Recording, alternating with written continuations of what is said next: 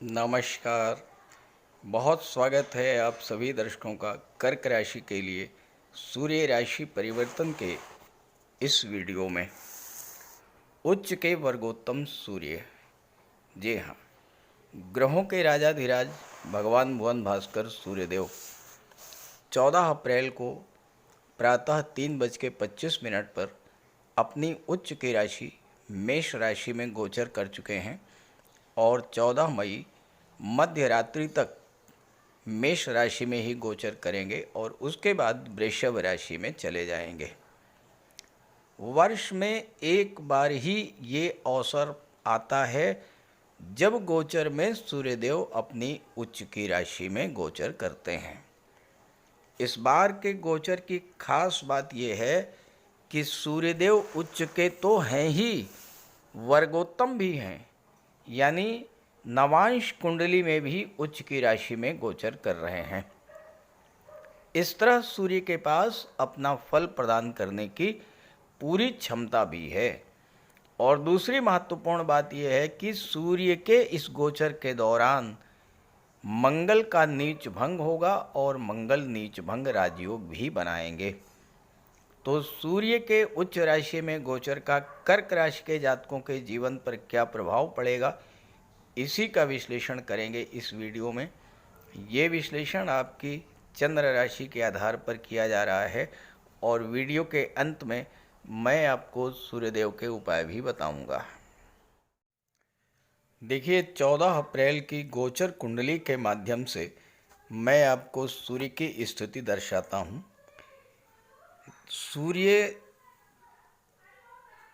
के सामने एक लिखा हुआ है, सप्तम भाव में सूर्य हैं और एक का मतलब मेष राशि, तो सूर्य मेष राशि में है। अब यहाँ देखिए दो निशान बने हुए हैं, ये तीर का निशान अपवर्ड यानी सूर्य उच्च के हैं और सूर्य के ऊपर दूसरा निशान ये बना हुआ है स्क्वायर का, ये निशान है वर्गोत्तम का, यानी सूर्य वर्गोत्तम स्थिति में है। लग्न कुंडली में भी उच्च के हैं और नवमांश कुंडली में भी उच्च के हैं। मैं आपको नवमांश कुंडली भी दिखा देता हूं। देखिए, नवमांश कुंडली में सूर्य तीसरे भाव में है और यहाँ पर एक लिखा हुआ है, तो यहाँ भी सूर्य जो हैं वो उच्च के हैं। तो इस तरह से इस गोचर काल में 14 अप्रैल से 14 मई के बीच सूर्य वर्गोत्तम हैं और उच्च की राशि में हैं। लग्न कुंडली में भी उच्च के हैं, मेष राशि में हैं, और नवमांश कुंडली में भी उच्च के हैं, मेष राशि में हैं। तो सूर्य वर्गोत्तम भी हैं और उच्च के भी हैं। तो ये है कर्क राशि के जातकों की कुंडली। कर्क राशि देवगुरु की उच्च की राशि है और गुरु का गोचर कुंडली के लाभ के भाव में है। सूर्यदेव दशम भाव में हैं, जहाँ पर सूर्य दिग्बली होते हैं।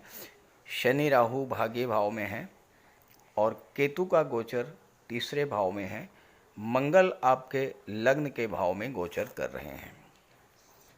कर्क राशि के जातकों के लिए सूर्य का गोचर बेहद महत्वपूर्ण है, क्योंकि सूर्य और गुरु दोनों ही कर्क राशि के जातकों के लिए प्रबल योग कारक हैं और इनका गोचर कुंडली के सबसे महत्वपूर्ण भाव दशम भाव यानी कर्म के भाव में है, एकादश भाव यानी कि लाभ के भाव में है। कर्क राशि के जातकों के जीवन में शनि की ढैया प्रभावी थी। 29 मार्च को कर्क राशि के जातक ढैया से मुक्त हो चुके हैं। शनिजन कष्टों से राहत मिलनी शुरू हो गई है आपको, और इसके अलावा सूर्य देव भी बहुत बड़े संकट से, बहुत बड़े बंधन से मुक्त होकर के दशम भाव में आए हैं। पिछले माह 14 मार्च से 14 अप्रैल के बीच में सूर्यदेव का गोचर नवम भाव में शनि और राहु के साथ था। सूर्य अपने दो प्रबल शत्रुओं सूर्य और राहु से घिरे हुए थे। राहु सूर्य के ग्रहण दोष से पीड़ित थे, तो सूर्य पीड़ित हुए, सूर्य के बल में कमी आई। लेकिन अब सूर्य देव इस बंधन को तोड़ करके मुक्त हो चुके हैं और अपनी उच्च की राशि में गोचर कर रहे हैं। सूर्य आत्मा के कारक होते हैं और आपको ऐसा लग रहा होगा कि इस समय एक बहुत बड़ा बोझ आपके सिर से उतर गया। एक तो शनि की ढैया और दूसरे सूर्य का पीड़ित होना, ये दोनों ही चीज़ें समाप्त हो चुकी हैं। तो आपके आत्मविश्वास में वृद्धि होगी, आपके मन की चिंताएं दूर होंगी, हताशा निराशा की स्थितियां समाप्त होंगी और आप नए उत्साह के साथ, नई ऊर्जा के साथ अपने कर्म क्षेत्र में प्रवेश करने जा रहे हैं, क्योंकि सूर्य दशम भाव में हैं, दिग्बली होते हैं। सूर्य राजा हैं, मेष राशि में उच्च के होते हैं, आपके आत्मविश्वास में, आत्मबल में वृद्धि करेंगे, आपकी नेतृत्व क्षमता बढ़ाएंगे। सूर्य आपके मान सम्मान को बढ़ाएंगे, पद प्रतिष्ठा प्रमोशन का लाभ देंगे। गवर्नमेंट से जो लोग जुड़े हुए हैं, ऐसे जातकों को इस समय धन का लाभ होगा, प्रमोशन का लाभ होगा, वेतन वृद्धि का लाभ होगा, किसी अच्छी जगह पर ट्रांसफ़र हो सकता है। और जो लोग गवर्नमेंट से किसी भी तरह से जुड़े हैं, जिनके पास कोई गवर्नमेंट प्रोजेक्ट है, किसी सरकारी योजना से जुड़े हैं, उनको भी इस समय बहुत बड़ा लाभ मिलने जा रहा है। कोई बड़ी जिम्मेदारी का पद आपको सौंपा जा सकता है, कोई बड़ा कार्य आपको दिया जा सकता है। और चूंकि सूर्य धन भाव के स्वामी होकर के दशम भाव में गोचर कर रहे हैं, इस समय आप जो भी कार्य कर रहे हैं उस कार्य से आपको धन की प्राप्ति होगी, धन का संचय होगा, धन का भंडार बढ़ेगा, परिवार का सहयोग मिलेगा। अपनी वाणी, अपनी बुद्धि, अपने मनोबल, अपने आत्मविश्वास के बल पर आप बड़ा से बड़ा कार्य इस समय पूरा कर पाएंगे। कठिन से कठिन परिस्थिति में आप लोगों का नेतृत्व करेंगे। सूर्य राजा हैं और राजा स्वतंत्र होता है और आप स्वतंत्र रूप से अपने निर्णय लेंगे। इस समय कार्य क्षेत्र में किसी का दबाव नहीं बर्दाश्त कर पाएंगे। हालांकि स्वभाव से आप जिद्दी होंगे, लेकिन जो करने की ठान लेंगे उस कार्य को आप पूरा करके ही मानेंगे। सूर्य आत्मा के कारक होते हैं, आपके आत्मबल और जीवनी शक्ति में वृद्धि करेंगे। कठिन से कठिन परिस्थिति को आप अपने आत्मबल और साहस के बल पर पूरा करेंगे। सूर्य पावर और अथॉरिटी के भी कारक होते हैं, आपके स्टेटस के कारक होते हैं, आपके अधिकार और प्रभुत्व में वृद्धि करेंगे, आपके स्वाभिमान को बढ़ाएंगे। हालांकि आपके अंदर क्रोध और अहंकार और ईगो भी डेवलप कर सकता है, इससे आपको सावधान रहना होगा, क्योंकि सूर्य की दृष्टि चौथे भाव पर पड़ रही है। तो अहंकार, ईगो और क्रोध के कारण, चूँकि सूर्य वाणी के भाव के भी स्वामी हैं, आपकी वाणी कटु हो सकती है, वाणी में क्रोध बढ़ सकता है, तो परिवार के लोगों के बीच में तनाव बढ़ सकता है। इस बात को लेकर के आपको सावधान भी रहना होगा। सूर्य दशम भाव में है, जो कि आपका कर्म क्षेत्र होता है। सूर्य में असीम ऊर्जा होती है, आप स्वयं भी ऊर्जावान रहेंगे। जो व्यक्ति आपके संपर्क में आएगा उसे भी आप ऊर्जावान बना देंगे और इन्हीं गुणों के कारण, अपनी नेतृत्व क्षमता के कारण अपने आत्मविश्वास के कारण आप शासन प्रशासन या राजनीति के क्षेत्र में अधिक सफल होंगे और एक के बाद एक सफलता की सीढ़ियां चढ़ते चले जाएंगे अपने पुरुषार्थ और अपने पराक्रम के बल पर। आपके भाई बहन भी, आपके मित्र भी भाग्यशाली होंगे, पद प्रतिष्ठा वाले होंगे और आपके बच्चे दूर देशों में उच्च शिक्षा ग्रहण करेंगे। सरकार और सत्ता में बैठे हुए लोगों से आपके रिश्ते मधुर होंगे। स्वभाव से आप धार्मिक और ईमानदार होंगे। हालांकि आपको अपने क्रोध, अहंकार पर काबू पाना होगा और पिता का सम्मान करते रहना होगा, पिता का आशीर्वाद प्राप्त करते रहना होगा। सूर्य के इस गोचर के दौरान दो बड़ी महत्वपूर्ण घटनाएं घटित होंगी। एक, देवगुरु सूर्य से दूसरे स्थान पर हैं। दूसरा स्थान आपके धन का, आपके सपोर्ट का, आपके बल का होता है, तो सूर्य को गुरु का बल भी प्राप्त होगा।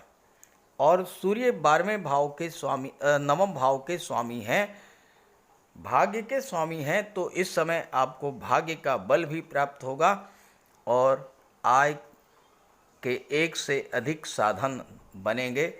Extra source of income generate होंगे।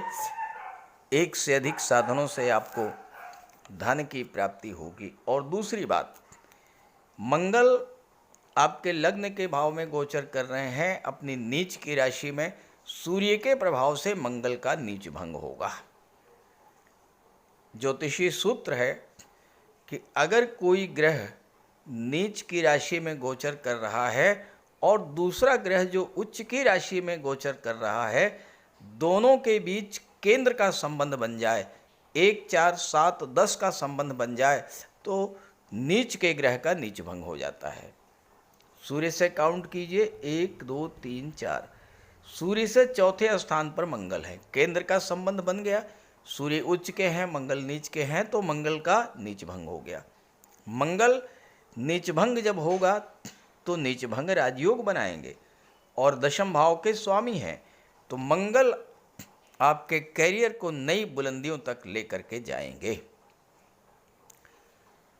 आपके अंदर नए उत्साह, नई ऊर्जा, नए जोश का सृजन करेंगे मंगल। और मंगल तो एक ऐसे ग्रह हैं जो न दबना जानते हैं, न डरना जानते हैं, न झुकना जानते हैं। मंगल तो सिर्फ और सिर्फ जीतना जानते हैं। मंगल को शत्रुहंता कहा जाता है। और आपके लग्न में बैठे हुए हैं मंगल, आपके शत्रुओं को पराजित करेंगे। आपको हर कंपटीशन में सफलता दिलाएंगे। चूँकि मंगल पंचम भाव के भी स्वामी हैं और मंगल की दृष्टि सप्तम भाव पर पड़ रही है। भले ही मंगल लव रिलेशंस के लिए ज़्यादा अच्छे नहीं होते हैं, लेकिन 5वें और 7वें भाव से मंगल का संबंध बन रहा है। 5वां भाव लव रिलेशंस का होता है, 7वां भाव विवाह का होता है। तो आपके रिलेशंस को विवाह की मंजिल तक लेकर के जाएंगे मंगल। 7वां भाव व्यापार व्यवसाय का होता है और व्यापार व्यवसाय को नई ऊंचाइयों तक ले जाने की क्षमता रखते हैं मंगल। गुरु आपकी कुंडली में 6ठे भाव के स्वामी हैं, मंगल 5वें भाव के स्वामी हैं और सूर्य, मंगल, गुरु तीनों ही आपके लिए अत्यंत शुभ भाव में गोचर कर रहे हैं। तीनों का सपोर्ट आपको मिल रहा है, तो छात्रों को भी इस समय सफलता के बड़े बड़े योग बन रहे हैं। कोई भी ग्रह अपने नक्षत्रों के माध्यम से फल प्रदान करता है। सूर्य 14 अप्रैल को जब मेष राशि में आए तो अश्विनी नक्षत्र में थे, जो कि केतु का नक्षत्र है और केतु आपके पराक्रम भाव में हैं। तो इस समय सूर्य आपके पराक्रम पुरुषार्थ में वृद्धि करेंगे। आपके भाई बहनों का भी भाग्योदय कराएंगे। आपके भाई बहनों को भी सूर्य के गोचर से लाभ मिलेगा। हालांकि तीसरे भाव में केतु बैठे हैं। सूर्य जब तीसरे भाव का फल प्रदान करेंगे तो आपको यात्राएं करनी पड़ेंगी, चाहे वो धार्मिक यात्रा हो, चाहे वो बिजनेस टूर हो, चाहे ऑफिशियल टूर हो, कोई ना कोई छोटी मोटी यात्रा आपको करनी पड़ेगी और उस यात्रा से आपको विशेष लाभ होगा। 27 अप्रैल को सूर्य भरणी नक्षत्र में गोचर करेंगे। भरणी नक्षत्र शुक्र का नक्षत्र है। शुक्र लाभ के और चौथे भाव के स्वामी हैं, तो चौथे भाव की चीज़ों का आपको लाभ करा देंगे इस समय और धन का सुख प्राप्त होगा। तो 27 अप्रैल के बाद भूमि, भवन, प्रॉपर्टी, वाहन का योग बनेगा। आपकी इच्छाओं की पूर्ति होगी और आपके भाई बहनों का, आपके फ्रेंड सर्किल का आपको पूरा पूरा सहयोग मिलेगा। और 11 मई को सूर्य जब कृतिका नक्षत्र में अपने ही नक्षत्र में गोचर करेंगे तो सूर्य धन भाव के स्वामी हैं, धन भाव का फल प्रदान करेंगे।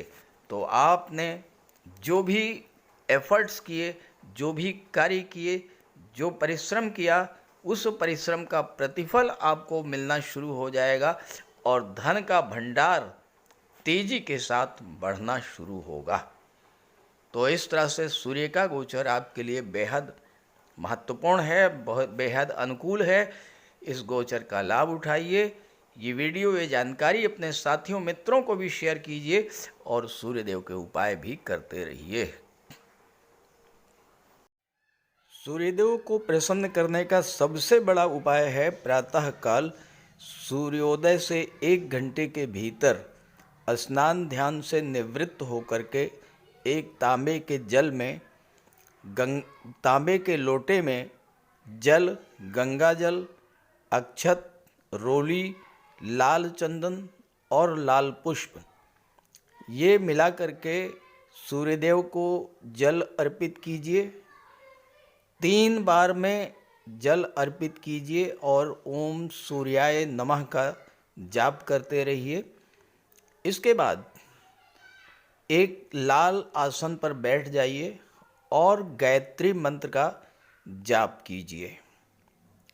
सूर्य पिता के कारक होते हैं। अपने पिता का सम्मान कीजिए, पिता का आशीर्वाद प्राप्त कीजिए। भूल करके भी अपने पिता का अपमान मत कीजिए। अगर आप कर सकें तो रविवार को व्रत रखें, सूर्यदेव को जल अर्पित करें और लाल रंग के वस्त्र, गुड़ या चने की दाल का दान करें। पीले रंग के वस्त्र धारण करें और पीले रंग के ही खाद्य पदार्थों का सेवन करें। भगवान विष्णु की पूजा करें।